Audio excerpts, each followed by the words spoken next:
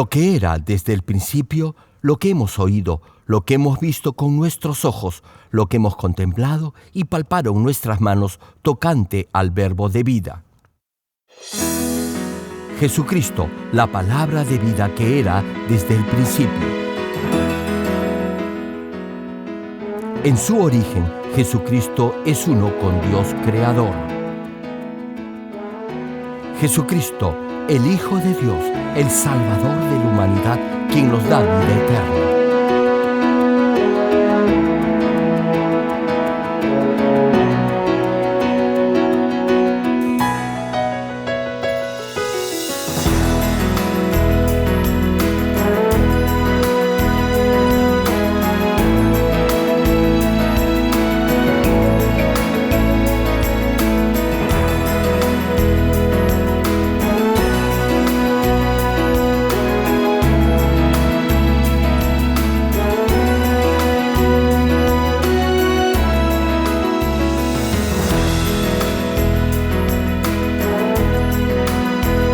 Estimado público, esperamos que a través de esta serie de prédicas del connotado evangelista de renombre internacional, Reverendo Dr. Gerald Klee, llegue a vivir una perfecta vida cristiana como verdadero Hijo de Dios.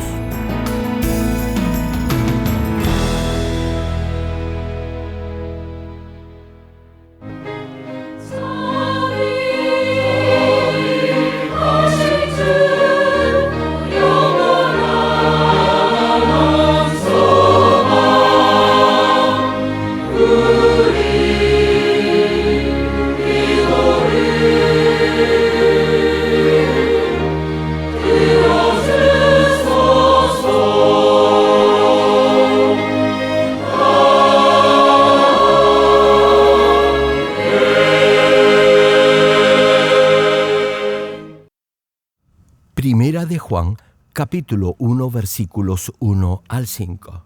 Lo que era desde el principio, lo que hemos oído, lo que hemos visto con nuestros ojos, lo que hemos contemplado y palparon nuestras manos tocante al Verbo de vida, porque la vida fue manifestada y la hemos visto y testificamos y os anunciamos la vida eterna, la cual estaba con el Padre y se nos manifestó.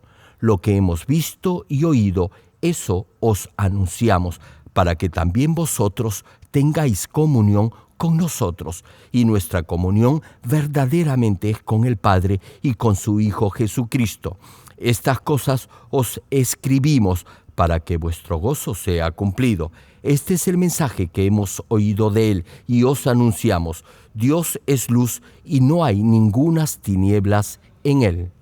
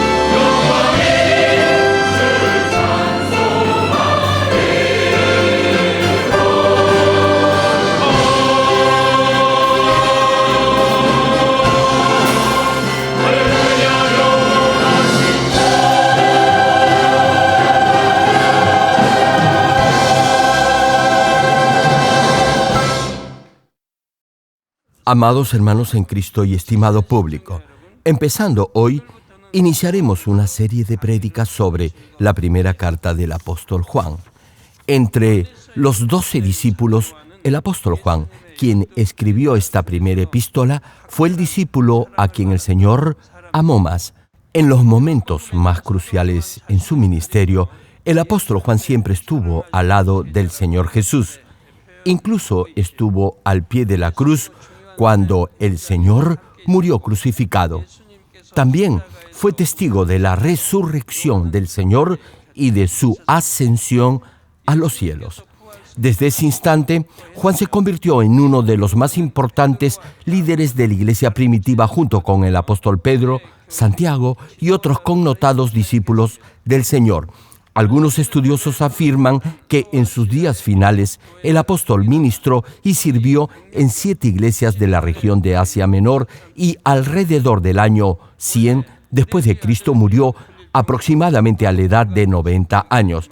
Al principio, Juan tenía un temperamento violento e intemperante, tanto así que lo llamaban el hijo del trueno. Sin embargo, al final de sus días era totalmente otro hombre, tanto así que fue llamado el apóstol del amor. Juan escribió 5 libros que forman parte del Nuevo Testamento. Estos son el Evangelio de Juan, el libro de Apocalipsis y la primera, segunda y tercera carta del apóstol Juan. Como ya les compartí anteriormente, la historia ha registrado que el emperador romano Diocleciano mandó arrestar al apóstol Juan y arrojarlo en una olla con aceite hirviendo. No obstante, la tradición dice que no le pasó nada. Años más tarde fue exiliado a la isla de Patmos. Mientras se encontraba en esta isla, en profunda comunión con Dios, escribió el libro de Apocalipsis. Ahora pueden ver en la pantalla la isla de Patmos.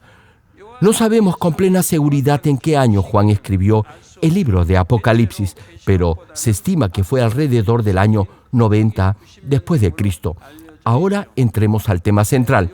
La primera carta del apóstol Juan menciona repetidamente a Jesucristo como el Hijo de Dios y exhorta al cristiano a dejar el pecado.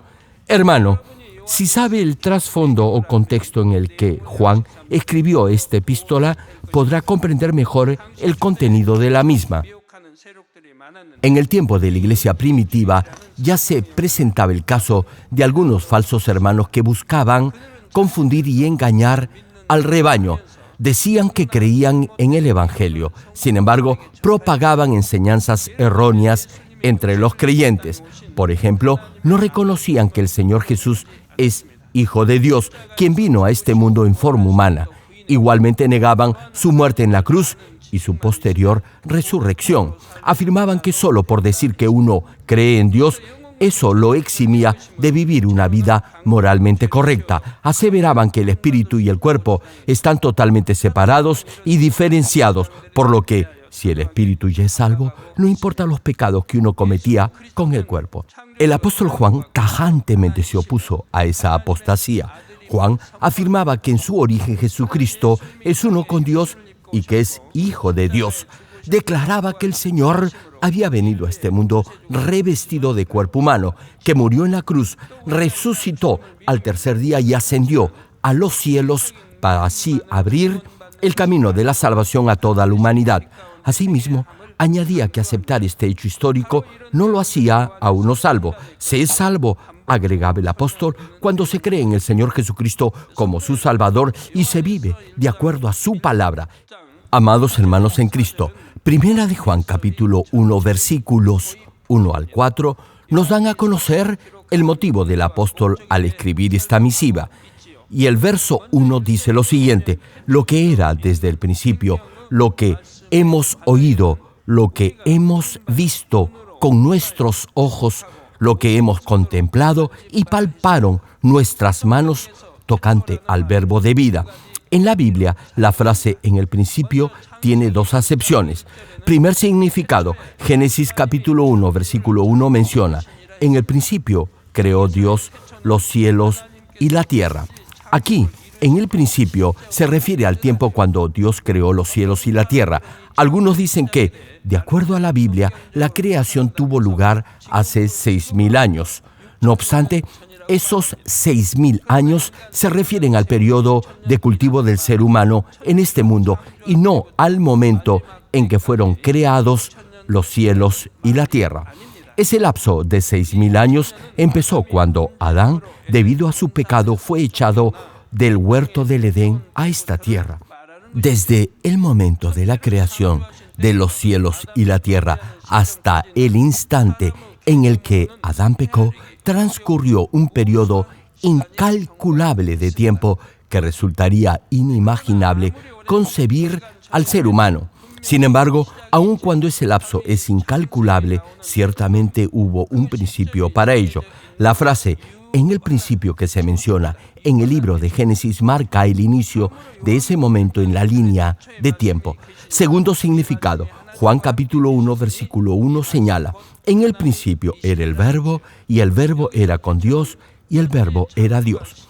Aquí, en el principio, se refiere al momento anterior incluso de la misma creación, es decir, antes de la eternidad, donde no hay principio ni fin. Hermanos, Dios existe por sí mismo y es eterno. No tiene principio ni fin. No se puede decir que comenzó a existir en un determinado momento. Sin embargo, como el ser humano tiene una mente limitada, dentro de ese limitado razonamiento le resultará difícil, si no imposible, entender el concepto de eternidad.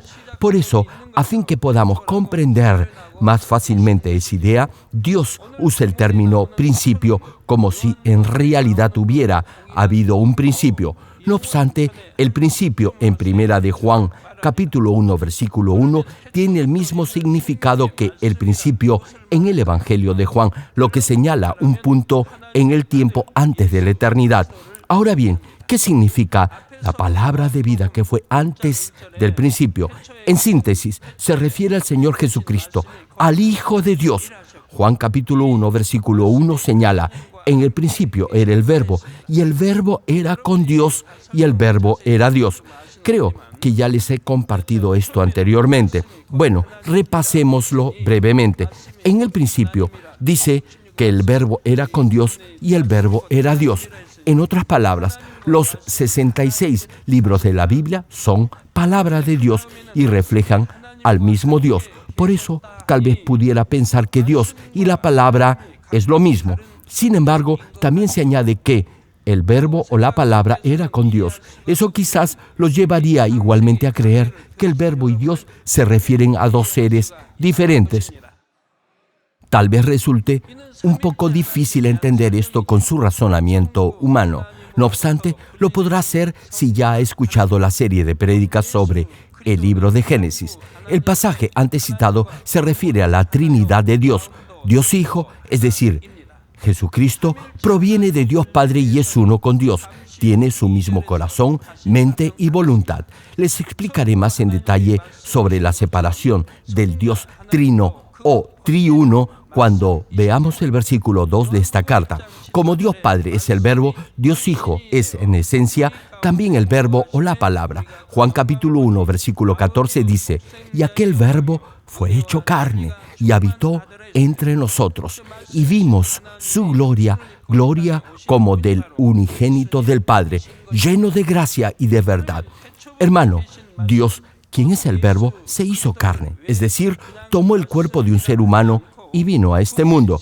Y este es el Señor Jesucristo. Tal vez se pregunte, ¿por qué entonces Jesucristo, quien en el principio era el Verbo, se le menciona en el pasaje bíblico de hoy de Primera de Juan como el Verbo de vida y no simplemente como el Verbo o la palabra? Esto es para enfatizar el hecho que el Señor Jesús vino a este mundo para dar vida eterna. Primera de Juan capítulo 5 versículo 12 aclara sobre esto: el que tiene al Hijo tiene la vida, el que no tiene al Hijo de Dios no tiene la vida. Además, Juan capítulo 14 versículo 6 agrega: Jesús le dijo: yo soy el camino y la verdad y la vida. Nadie viene al Padre sino por mí. Hermano, únicamente Jesucristo puede darle vida eterna. Más adelante ampliaré este punto. Ahora bien, lo que debe recordar es que el verbo o la palabra de vida, que es desde el principio, se refiere al Señor Jesucristo. Primera de Juan capítulo 1, versículo 1 declara: lo que era desde el principio, lo que hemos oído, lo que hemos visto con nuestros ojos, lo que hemos contemplado y palparon nuestras manos tocante al verbo de vida. Aquí, en lo tocante al verbo de vida, esto es, al Señor Jesucristo, dice el pasaje, que lo han oído, lo han visto, lo han contemplado y lo han palpado con sus manos. En otras palabras, incluyendo al apóstol Juan, numerosos discípulos dieron testimonio de Jesucristo. Los discípulos ya habían oído el Evangelio del reino de los cielos directamente del Señor Jesús. Ya sabían que el Señor Jesucristo es Hijo de Dios y el Salvador de la humanidad. Y también habían aprendido de Él principios espirituales que otros no podían escuchar. Oyeron del amor de Dios, del reino de los cielos y del mundo espiritual y muchas otras revelaciones. Además, mientras caminaban con el Señor, fueron testigos de infinidad de milagros y señales. Asimismo, vieron morir al Señor en la cruz, lo vieron igualmente resucitado y posteriormente lo vieron ascender al cielo. Este versículo no solo dice que se limitaron a ver distraídamente al Señor, sino que lo contemplaron. Esa experiencia vivida quedó grabada en sus corazones y los transformó íntegramente. Además, el pasaje añade que lo palparon con sus manos, es decir, vivieron el ministerio del Señor Jesucristo directamente. Luego que el Señor muriera en la cruz y después resucitara, los discípulos incluso llegaron a tocar su cuerpo resucitado. ¿Y qué me dicen ustedes, hermanos? ¿Acaso hay alguno que diga que aún no ha oído ni visto al Señor Jesús como lo hicieron sus discípulos? Claro que sí lo han visto y lo han oído. Han escuchado el mensaje de salvación, saben de Dios Padre y del reino espiritual. Han visto infinidad de milagros de sanidad, de liberación y de prosperidad en esta iglesia. Esto es ver y oír al Señor. ¿Cuántos dicen amén? Asimismo, han escuchado del regreso del Señor, del día del juicio final y del cielo y del infierno. Más aún, ustedes han oído, han visto y han palpado el poderoso obrar del Espíritu Santo en esta iglesia que prueba que la palabra que se predica desde este púlpito es palabra de Dios. Hermano, la palabra escrita en la Biblia se confirma en la vida de los que la obedecen y en la misma medida en que viva de acuerdo a la palabra, su alma prosperará y todas las promesas de bendición de Dios se harán realidad en su vida. Igualmente, han sido testigos en esta iglesia de infinidad de milagros y de señales semejantes a los que el Señor Jesucristo hizo hace más de 2000 años. Así que también pueden decir que han visto y han oído al Señor. Hermano, usted no puede ver a Dios con sus ojos naturales. Sin embargo, a través de la lectura de la Biblia y del obrar del Espíritu Santo, podrá conocer el corazón de Dios como si lo tocara, y al obedecer su palabra, conocerá más el corazón, la mente y la voluntad de Dios. Volviendo al mensaje, el siguiente versículo en Primera de Juan, capítulo 1, versículo 2, dice: porque la vida fue manifestada y la hemos visto y testificamos y os anunciamos la vida eterna, la cual estaba con el Padre y se nos manifestó. Hermanos, la vida eterna que los discípulos vieron, es decir, al Señor Jesucristo, quien es uno con Dios Padre, vino a este mundo en cuerpo humano. En este punto, permítanme brevemente explicarles de la Trinidad de Dios o del Dios Trino. En el principio, Dios existió solo. En ese momento no tenía forma, existía como luz y voz que llenaba todo el universo, una luz plena de color como la luz de la aurora. Y reitero, llenaba todo el universo. A esta voz el apóstol Juan la llama el Verbo que era desde el principio. Como les decía, esta luz que contenía esa voz llenaba el universo. Entonces, de esa primera luz, dos luces más salieron. No es que la primera luz se dividió. Ahora lo pueden ver en la pantalla. Repito, dos luces más adheridas a la luz original o primera salieron de ella, teniendo la misma clase de luz y la misma naturaleza proveniente de la luz original o inicial. Ahora ya no era más una sola luz, sino tres luces con un mismo origen. Digan amén si estoy siendo claro, hermanos. Entiéndanme bien, por favor. Reitero, no es que la primera luz se dividió en tres, no, sino que dos luces de la misma clase y naturaleza se formaron de la misma luz primigenia. Este es el proceso por el que Dios, quien existió por sí mismo solo como el Verbo, formó de sí mismo la Trinidad de Dios o el Dios Trino. La luz primigenia es Dios Padre y las otras dos luces adheridas que provienen de la luz originaria son Dios Hijo y Dios Espíritu Santo. Estas tres luces adoptaron formas similares a las del ser humano. La primera parte de Génesis capítulo 1, versículo 26 dice: Entonces dijo Dios, hagamos al hombre a nuestra imagen, conforme a nuestra semejanza. Hermano, la forma del ser humano fue hecha a imagen de Dios. Por cierto, no siempre Dios tuvo esa forma. Dios puede adoptar la forma que desea. Ahora bien, preste atención, hermano. Dios Hijo, esto es, Jesucristo, quien salió del Padre, permaneció por mucho tiempo con el Padre y con el Espíritu Santo. Tal como señala el libro de Génesis, fue este Dios Trino quien, en forma conjunta, creó el mundo. Y cerca de 4.000 años después que Adán, debido a su pecado, fuera expulsado del jardín del Edén a esta tierra, Dios hizo algo maravilloso. ¿Saben qué cosa fue? Dios Hijo fue concebido por el Espíritu Santo en el vientre de la Virgen María y nació en este mundo con un cuerpo de carne y hueso. Tal como menciona la primera parte de Juan capítulo 1, versículo 14, que menciona: y aquel Verbo fue hecho carne y habitó entre nosotros. El Verbo, esto es, el Señor Jesucristo, vino para dar vida al ser humano. Esta vida no es vida física que dura un lapso determinado, sino es vida eterna. Hermano, toda la humanidad, es decir, todos los descendientes de Adán, nacen con pecado. Han heredado el pecado original proveniente de Adán y además, durante su vida, han cometido pecados personales.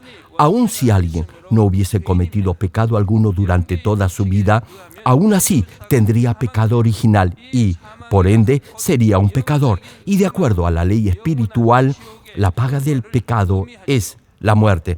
Esta muerte es espiritual, vale decir, es el castigo eterno en el infierno. Debido al pecado, el ser humano no podía tener comunión con el Dios Santo y por ello, después de terminar su vida en esta tierra, todos estaban destinados a ir al infierno. Sin embargo, Jesús vino a este mundo para llevar en su lugar la cruz que representa la paga del pecado y a pesar de ser inocente, murió para redimirlo a usted y a mí de todo pecado. Y debido a que el Señor murió en su lugar, ahora es libre de la muerte eterna, es decir, del infierno. Si usted por fe llega a ser uno con el Señor Jesucristo, Dios le perdonará sus pecados. Sí, hermano, para redimirlo, es decir, para perdonarlo de sus pecados, el Señor tomó la cruz y derramó su preciosa sangre. También llevó la corona de espinas, fue azotado y clavado en sus manos y pies para liberarlo de todas sus transgresiones y pecados. Al llevar esa corona de espinas, el Señor lo libró de los pecados que comete con su pensamiento y al ser clavado en sus manos y pies, lo redimió de los pecados que comete con sus manos y pies. El Señor quebró la autoridad de la muerte y resucitó para que usted y yo tengamos acceso a la vida eterna al creer por fe en Él. La razón por la que Dios, quien en el principio existía solo, se separó en la Trinidad fue precisamente para llevar a cabo esta providencia. Y cuando llegó el tiempo establecido por Dios, formó la Trinidad, Dios Padre, Dios Hijo y Dios Espíritu Santo. Por eso, si acepta al Hijo de Dios como su Salvador, recibirá el Espíritu Santo como regalo o don y será hecho Hijo de Dios, y su nombre será escrito en el libro de la vida. Y el Espíritu Santo lo ayudará a alcanzar la vida eterna y hará que su alma prospere como Hijo de Dios. Cuando llegó el momento y el Señor ascendió a los cielos, Dios envió al Espíritu Santo, y el Espíritu Santo estará con usted y lo ayudará a reflejar el carácter del Señor al hacer que la semilla de vida en su interior crezca para que su alma prospere. El mismo Espíritu lo guiará al cielo. Cuando Dios planeó el cultivo humano, ya sabía que Adán iba a pecar, sabía que Adán y todos sus descendientes irían por la senda de la muerte eterna al infierno debido al pecado y que no podrían liberarse de ese trágico destino por sus propios medios. Por eso Dios separó de sí mismo a Dios Hijo, quien tendría la misión de salvar a la humanidad, esto es, de abrir la puerta de la salvación. Ahora bien, la misión de Dios Espíritu Santo es la de completar el camino de la salvación ya abierto por Dios Hijo. Como ya mencioné, el apóstol Juan declara a Jesucristo como el Verbo, quien era con Dios y quien ha venido para dar vida eterna al ser humano. Juan está diciendo que él mismo es testigo que el Señor Jesús es uno con Dios en su origen y que, a pesar que habrá algunos que puedan negarlo, Jesucristo es la misma fuente que da vida eterna a la humanidad. Sí, hermanos, Jesucristo es el único que da vida eterna a todo ser humano.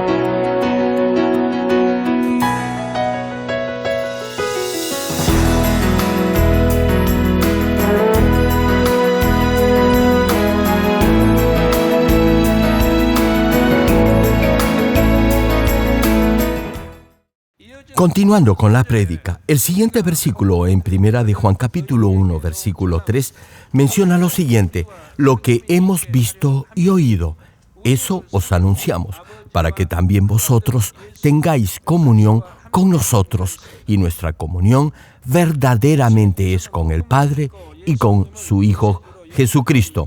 Hermanos, cuando los discípulos oyeron el Evangelio y aceptaron al Señor Jesús como su Salvador personal, el Señor los llamó hermanos y amigos.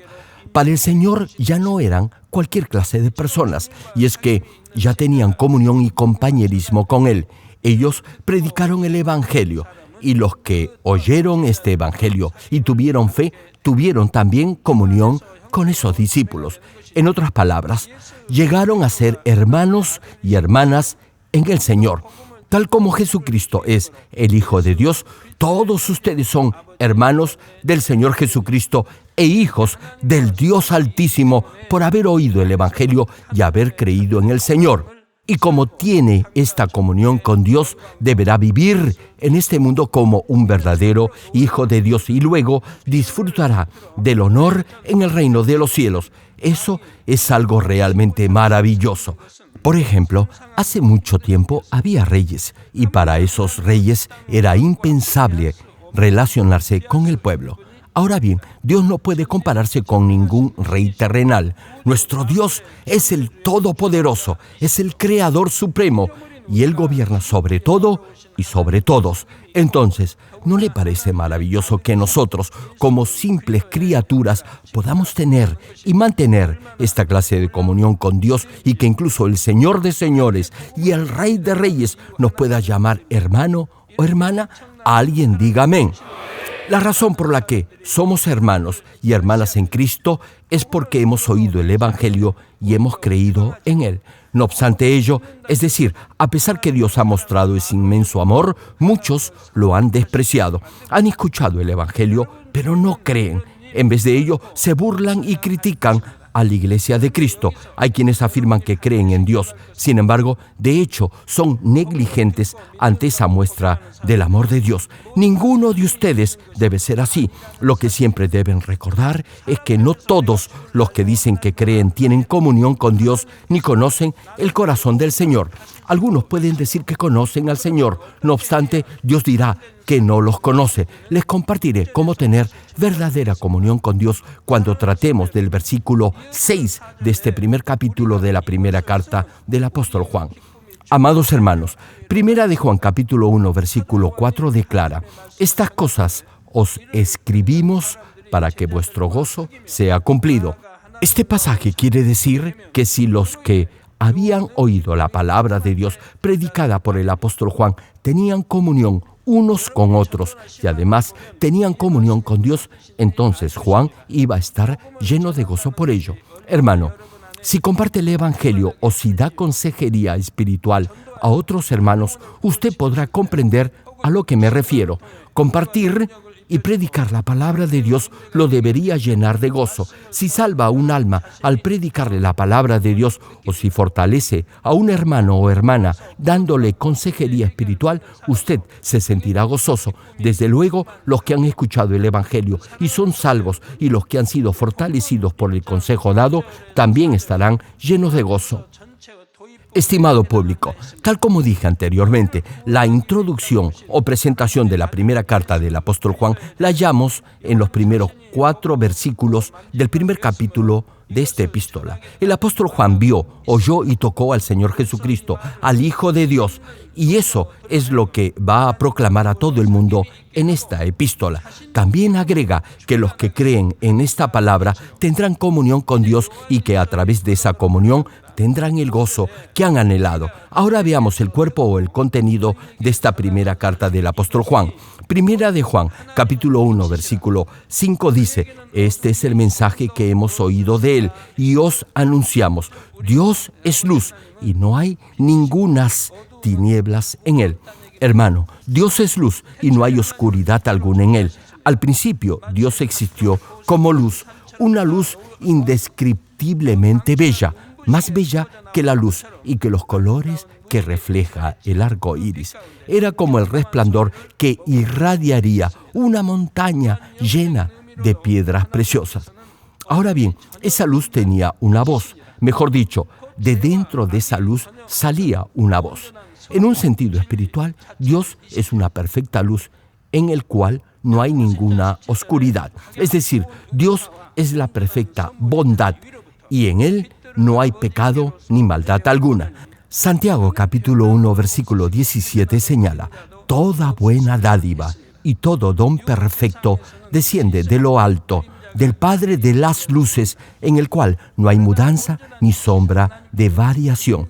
Hermano, en el mundo natural o terrenal, donde hay luz, también puede haber algo de sombra. Sin embargo, Dios es la perfecta luz, donde no existe nada de oscuridad. No obstante ello, Dios sabe de la oscuridad, y no es porque en Él haya algo de maldad, ni tenga algo de naturaleza pecaminosa. Dios sabe todo lo que puede causar el pecado. Sin embargo, repito, toda su naturaleza es buena, y en Él solo hay bondad. La parte final de Marcos capítulo 10, versículo 18 menciona: Jesús le dijo: ¿por qué me llamas bueno? Ninguno hay bueno, sino solo uno, Dios. Hermano, Dios conoce la maldad, no tiene maldad que es diferente, pero sabe de la maldad, y sin embargo, en Él no hay maldad. Él es pura bondad y bondad pura. El ser humano tuvo que experimentar lo malo para entender lo bueno que es Dios. Es decir, únicamente a través de esa experiencia el hombre podía llegar a ser un verdadero hijo de Dios y amar a Dios con todo su corazón. Aquí podemos hallar la razón por la que Dios permitió la rebelión de Lucifer y por la que, asimismo, ha permitido que el mundo de los espíritus malignos aún exista.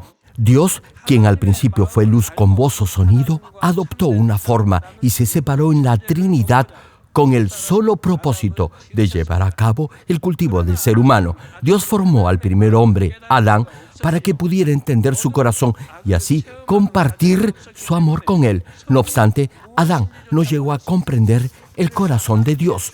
Como jamás había experimentado lo malo, no pudo entender lo que es en realidad la bondad y la gratitud. Por ello, no pudo en forma sincera llegar a amar a Dios ni a estarle agradecido. Hermano, si no experimenta el dolor que le causa la enfermedad, jamás podrá estar verdaderamente agradecido por estar sano.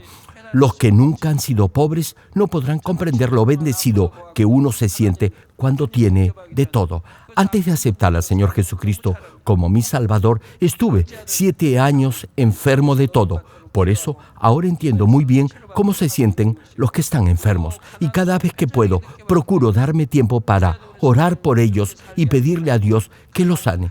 También conozco lo que es vivir en la extrema pobreza. Por eso me esfuerzo para que Dios prospere financieramente a todos los miembros. Sí, hermanos, a mí nadie me ha contado esto. Yo lo he vivido en carne propia. Retomando el tema, aún los pequeños aprenden a abrazar y a dar besitos a sus padres si de niños se les ha educado de esa manera. Sin embargo, no podrá decir a ciencia cierta si esos niños en verdad aman a sus padres y le están agradecidos. De igual manera, como Adán jamás había pasado necesidad ni dolor alguno, no podía darse cuenta de lo agradecido que debía estar por las bendiciones de Dios. No sabía cómo amar a Dios. No sabía tampoco lo dichoso que era vivir en el huerto del Edén. Para que pudiera comprender el verdadero significado de la felicidad y del amor, Dios dejó que experimentara lo contrario, es decir, los sentimientos opuestos. Este es el cultivo del ser humano. Dios dejó que el ser humano eligiera lo malo, es decir, dejó que pecara. No lo incitó a pecar, le dio la libertad para que eligiera pecar. Por eso, Dios, aun sabiendo que Lucifer se iba a corromper y lo iba a traicionar, no lo destruyó. Más aún, Dios permitió que Lucifer y los espíritus malignos tuvieran autoridad sobre los aires y así pudieran controlar al ser humano carnal o pecador. Hermanos, ustedes ya saben que Dios maldijo a la serpiente ordenándole comer polvo el resto de sus días. Esto significa que Satanás y el diablo, representado por la serpiente, iban a tener dominio sobre todo ser humano que viviera en el pecado y no obedeciera la palabra de Dios.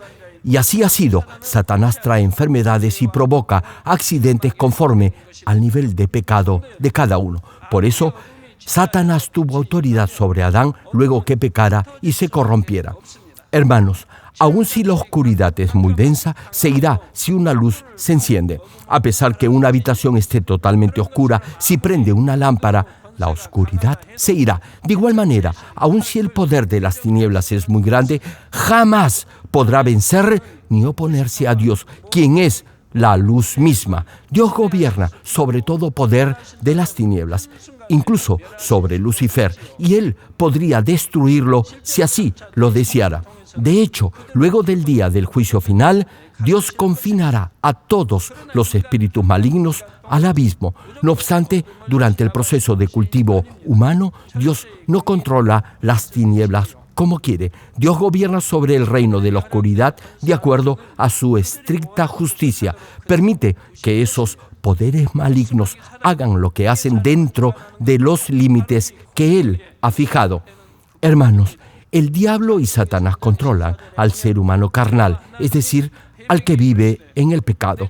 Y esto lo ha permitido Dios porque es conforme a su justicia, vale decir, porque es justo. Génesis capítulo 3, versículo 14 menciona: y Jehová Dios dijo a la serpiente: por cuanto esto hiciste, es decir, por haber tentado a Eva y a Adán a pecar. Prosigue el pasaje: maldita serás entre todas las bestias y entre todos los animales del campo. Sobre tu pecho andarás y polvo comerás todos los días de tu vida.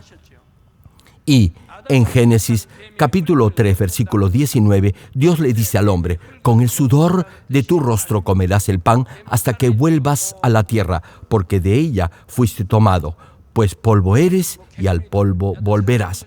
Aquí, cuando se menciona que la serpiente deberá comer polvo, no quiere decir literalmente que vaya a comer polvo. Las serpientes no comen polvo, sino animales vivos como aves, ranas, roedores, etc. En este pasaje, polvo se refiere al ser humano carnal que vive en el pecado. La serpiente representa al diablo y a Satanás, el gobernante de las tinieblas que incitó a la serpiente a engañar a Eva y a Adán en el huerto del Edén. En otras palabras, el diablo y Satanás tendrán potestad sobre el ser humano carnal corrompido como si fuera su presa a devorar, provocando en sus vidas pruebas y dificultades. Esto es lo que significa en este pasaje: polvo comerás todos los días de tu vida. Ahora bien, Romanos capítulo 6, versículo 16 señala: ¿no sabéis que si os sometéis a alguien como esclavos para obedecerle, sois esclavos de aquel a quien obedecéis? Hermano, si peca, se hará esclavo del diablo y de Satanás, quien gobierna sobre el pecado. Si peca, es como si estuviera obedeciendo al diablo.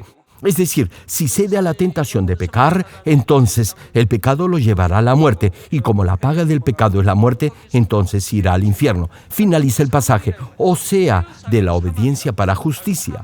Hermano, si obedece a Dios, si obedece al Señor, si vive de acuerdo a la palabra, entonces su obediencia resultará para vida eterna, es decir, irá al cielo. Como está escrito: los que pecan serán esclavos del diablo y de Satanás, quienes controlan el pecado. Hermano, si usted obedece y vive por la palabra de Dios, no debería enfermarse. ¿Sabe por qué? Hace 2000 años, durante su ministerio, el Señor Jesús sanó a todos los enfermos que le traían. Sanaba a todo aquel que creía en el Evangelio, que creía en Dios, en el Señor y en el cielo. Es decir, sanaba a todos los que tenían fe y creían. Hermano, los ciegos volvían a ver. Claro, no todos. Sanaba a los que tenían fe y un buen corazón. Los sanaba de toda clase de enfermedades y ellos daban gloria a Dios. Hermano, si viene ante el Señor, todos sus problemas se resolverán. También Dios los sanará de toda enfermedad. Incluso si Satanás intenta causarle dificultades y traer pruebas a su vida, eso deberá hacerse de acuerdo a la ley espiritual. Satanás solo puede tocar la vida de los que viven en el pecado. Y Dios, como es un Dios justo, no puede intervenir porque el pecado es territorio del diablo. Sin embargo, dentro de esta ley espiritual, Dios dio una salida al ser humano para liberarse del poder de Satanás. Vale decir, si cree en Dios, acepta al Señor Jesucristo como su Salvador, deja de pecar y vive de acuerdo a la palabra de Dios, entonces será salvo. Qué fácil, ¿verdad? Lo repito, parece que no me escucharon bien. Lo único que tiene que hacer para liberarse de Satanás y del pecado es creer en Dios, aceptar al Señor Jesucristo como su Salvador, dejar de pecar y vivir de acuerdo a la palabra de Dios. Le pregunto, ¿no es fácil acaso hacer esto? ¿Cuántos dicen amén? No los escucho. ¿Cuántos dicen amén? Hermano, ya no será más esclavo del pecado. Satanás ni el diablo lo podrán tocar ni traer pruebas ni dificultades a su vida. Dios lo protegerá y ningún espíritu maligno lo podrá tocar. A ver, una pregunta. ¿Acaso usted sabe de alguien que nunca haya pecado y que ha muerto de alguna enfermedad? Eso jamás podría ocurrir. Por otra parte, aun si alguien dice y redice que cree en Dios y en el Señor Jesucristo y vive en el pecado, Dios no lo podrá proteger. Satanás reclamará su jurisdicción y autoridad sobre ellos porque se han hecho esclavos del pecado y Dios no podrá intervenir porque Dios Es justo. Entiendan bien esto. Ser cristiano no le da un cheque en blanco para pecar, sino todo lo contrario, lo aleja definitivamente del pecado. Hermano, el diablo y Satanás pensaron que luego de la crucifixión y muerte del Señor Jesús podrían mantener para siempre su autoridad sobre el ser humano. No obstante, a pesar que el Señor Jesucristo abrió la puerta de la salvación al morir en la cruz en lugar del ser humano pecador, eso no significa que todos van a creer automáticamente en esta redención. Les doy un ejemplo. Aun si usted se esfuerza por predicar el Evangelio, los que no quieren creer no lo van a hacer. Incluso puede ser que sea su propia familia, su esposo o hijos quienes no quieran creer en el Evangelio. Cuando alguien oye el Evangelio, deberá abrir su corazón y aceptar con fe la palabra de Dios para ser salvo. Dios no obliga ni fuerza a alguien a aceptar al Señor Jesucristo como su Señor para ser salvo. Cada uno deberá escoger por propia voluntad ser salvo o no. Si tiene un buen corazón, en cuanto escuche el Evangelio, aceptará al Señor Jesucristo como su Salvador.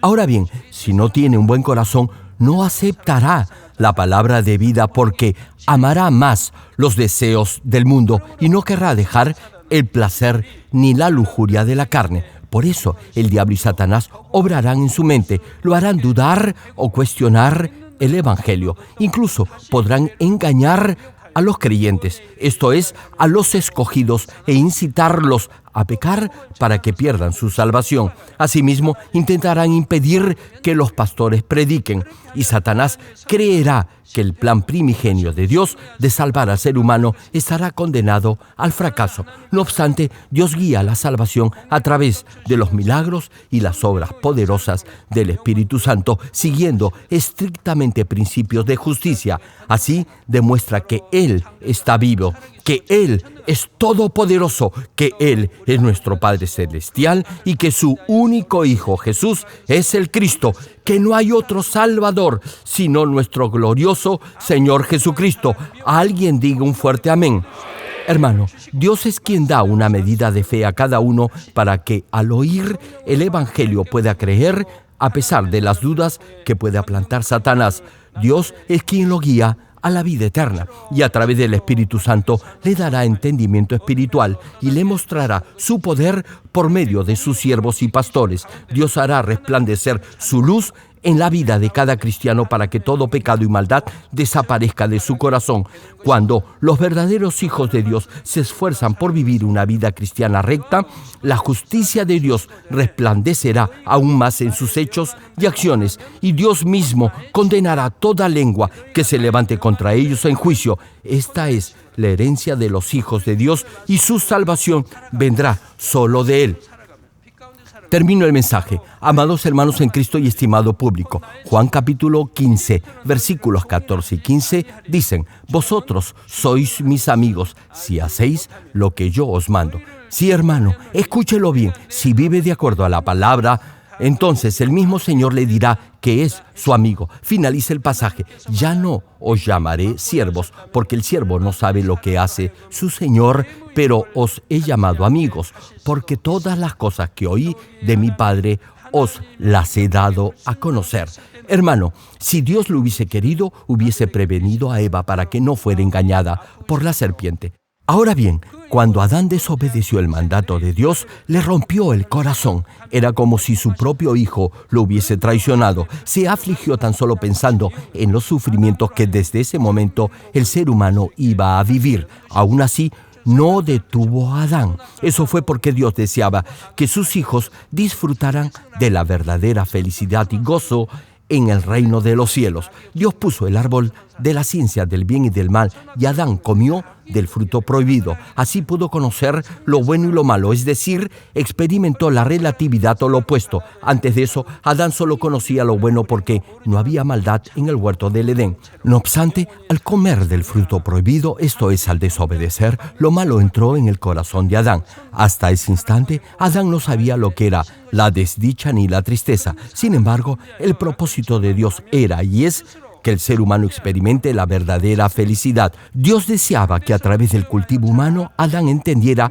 lo que es la verdadera bondad y el verdadero amor. No obstante, una vez que el ser humano pecó y experimentó la maldad, no tenía forma de liberarse por sí mismo. Ahora ya sabían lo que era malo y pecaban haciendo lo malo, y como pecadores debían ir al infierno. Por eso Dios envió a su único Hijo, a quien ya había preparado de antemano para salvar a toda la humanidad y para que todos los pecadores, para todos aquellos que no merecían ser perdonados, pudieran entrar al reino de los cielos. Dios, el Padre de amor, envió a su único Hijo para que asumiera el castigo de la muerte, que es la paga por haber pecado.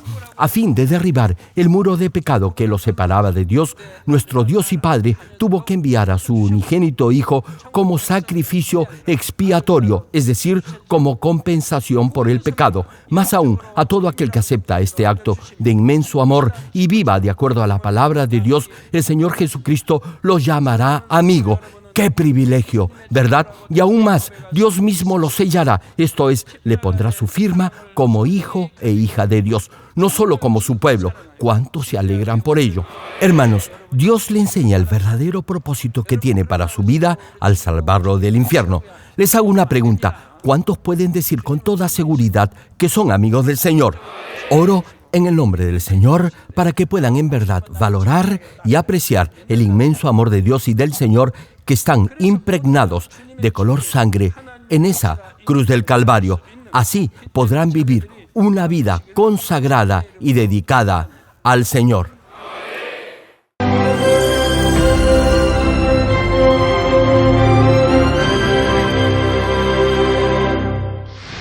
Aleluya, Dios Todopoderoso de amor, pon tu mano sobre todos los hermanos y hermanas y sobre todos los miembros de nuestras iglesias en el mundo entero que están recibiendo con fe esta oración que trasciende el tiempo y el espacio a través del satélite, la televisión, el internet, o que le están escuchando por radio o por cintas de audio en todo el mundo.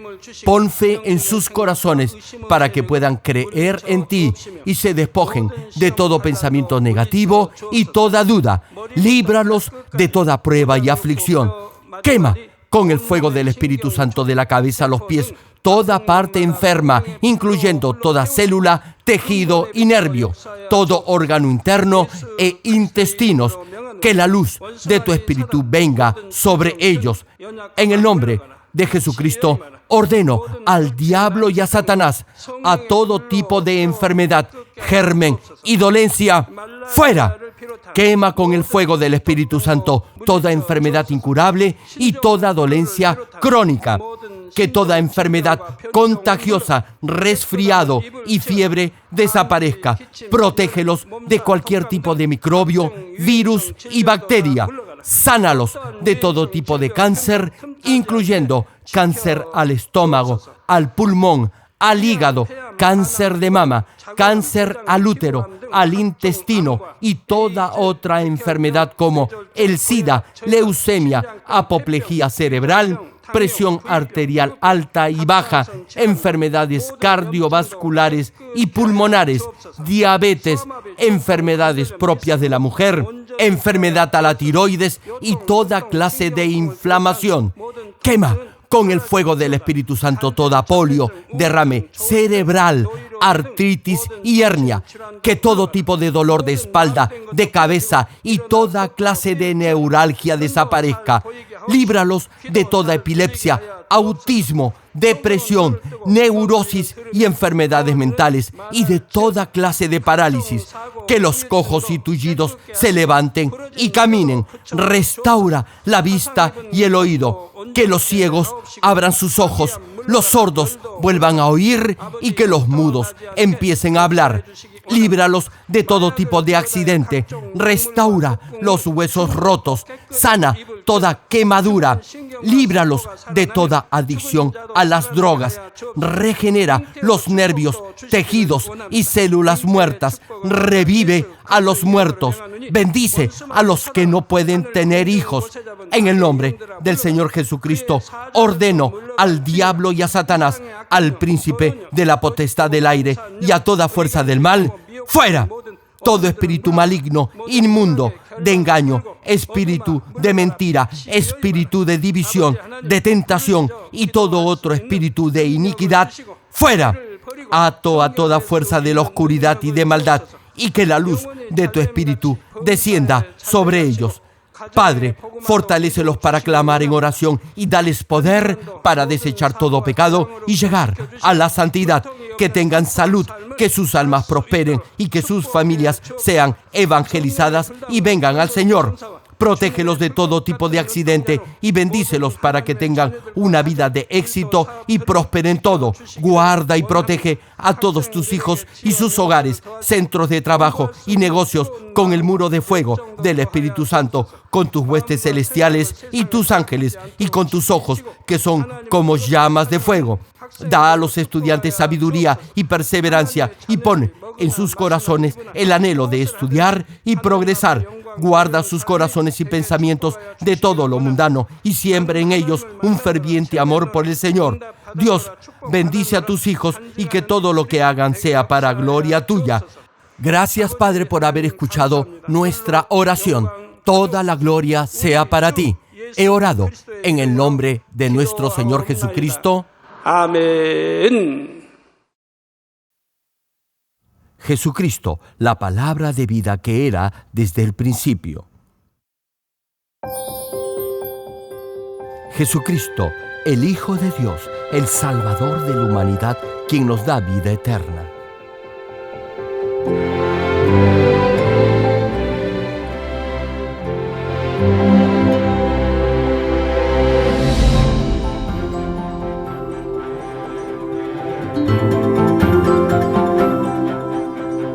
Estimado público, esperamos que a través de esta serie de prédicas del connotado evangelista de renombre internacional, Reverendo Dr. Gerald Lee, llegue a vivir una perfecta vida cristiana como verdadero Hijo de Dios.